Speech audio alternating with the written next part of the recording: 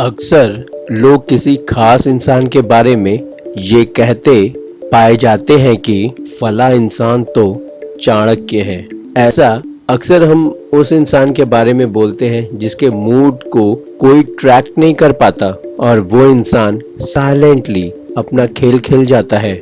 कभी कभी ऐसा लगता है कि ऐसी इमेज बनाई जाती है जिसे चाणक्य ग्रे शेड में देखते हैं, क्योंकि चाणक्य को क्लेवरनेस का सिनेमन्स माना जाता है। चाणक्य क्लेवर जरूर थे, लेकिन इसके पीछे उनका ज्ञान और साधना थी। मेरे इतने साल के कॉर्पोरेट कैरियर में मुझे 2-3 लोग ही ऐसे मिले हैं जो चाणक्य कहे जाने का पोटेंशियल रखते थे।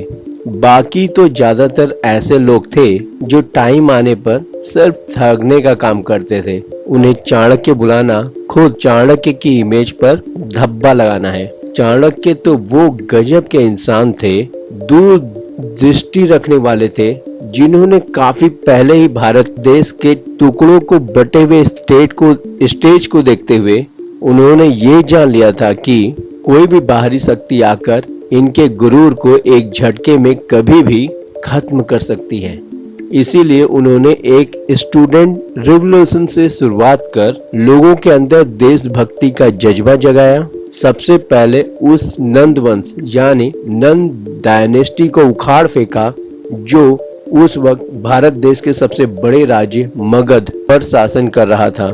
सोचिए, टुकड़ों टुकड़ों में बटे जिलों के स्वार्थी और लालची राजाओं को इकट्ठा करके और उनके स्वार्थों और उनके कमजोरियों को ध्यान में रखते हुए उन सब को एक कॉमन गोल के लिए एक साथ लाना कितना मुश्किल मैनेजमेंट रहा होगा। लेकिन चाणक्य और चाणक्य के बेटे तक्षशिला के आचार्य विष्णुगुप्त चाणक्य ने ये पॉसिबल कर दिखाया।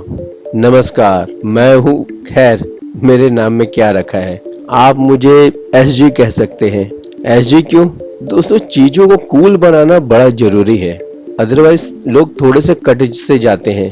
क्योंकि मैं आचार्य चाणक्य के बारे में बात कर रहा हूँ, मैं आपको बताने जा रहा हूँ इस पूरी सीरीज में चाणक्य नीति के बारे में, और आप सुन रहे हैं उसका पहला एपिसोड। अब सोचने वाली बात है कि आखिरकार मैं ये क्यों कर रहा हूँ, आप जरूर पूछेंगे। आपका ये सवाल वाजिब है। देखिए, मैं अपने कॉर्पोरेट हाई फाई कैरियर से मैं इस कदर बोर हो गया था।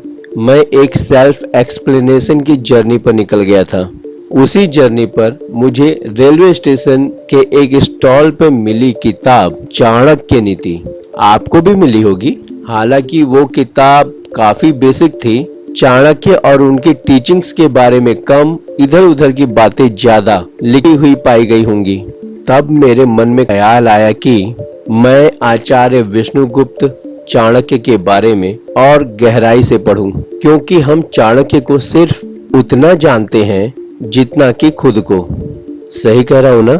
हमने अभी तक खुद को एक्सप्लोर ही नहीं किया, तो चाणक्य को तो क्या ही कर पाएंगे।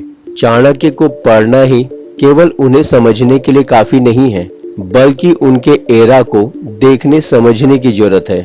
क्योंकि हम ये जान पाएंगे कि चाणक्य ने किन हालातों में पढ़ाना छोड़कर अपनी पॉलिटिक्स में जगह बनाई।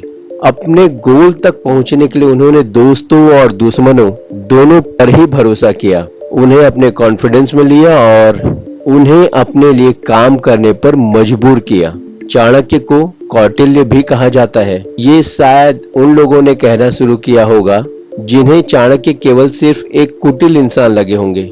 भाई, जब आप किसी की पर्सनालिटी को समझ नहीं पाते, फिर आप उसे अपनी नजर से देखने लगते हैं और फिर उसके बाद अपने एक्सपीरियंस से डिफाइन करने लगते हैं। यानी कि जो मेरे लिए आतंकी है, वो हो सकता है किसी और के लिए स्वतंत्रता सेनानी माना जाता हो। तो ऐसे ही सब्जेक्टिव सोच के कारण उन्हें कौटिल्य भी मान लिया गया। लेकिन यही कौटिल्य अपनी नीतियों और शास्त्रों के ज्ञान से राज्य नहीं बल्कि राष्ट्र के निर्माण की सोच रखते हैं। यही सोच जन्म देती है उस मैनेजमेंट के महाभंडार को जिन्हें कौटिल्य का अर्थशास्त्र कहा गया है, जिसमें राज या राष्ट्र के चरित्र निर्माण से पहले उस राज्य और राष्ट्र के नागरिकों के चरित्र निर्माण पर ध्यान दिया जाता है। क्योंकि एक इंसान पूरे देश के कैरेक्टर को रिफ्लेक्ट करता है। अगर बेसिक यूनिट ही खराब है तो बेस माइक्रो लेवल की मशीनरी कैसे सही रह सकती है।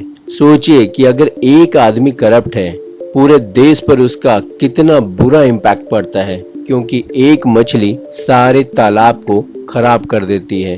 तो वो करप्ट आदमी अपने करप्शन के बीजों को कहां कहां बिखेरेगा और अपने काम निकलवाने के लिए न जाने किस किस करप्ट तरीके को अपनाएगा। यही कारण था कि चाणक्य अपने लेखों में इंसान के कैरेक्टर बिल्डिंग पर बात की है। चाणक्य और उनके टीचिंग्स में मेरे और आपके सभी सवालों के जवाब छुपे हुए हैं। खुद मैं भी अगर कहीं अटक जाता हूँ, इन्हीं महाज्ञानी आचार्य विष्णुगुप्त चाणक्य को कंसल्ट करता हूँ। चलिए फिर अगले एपिसोड में फिर मिलेंगे, चाणक्य और उनके टीचिंग्स के बारे में बात करेंगे।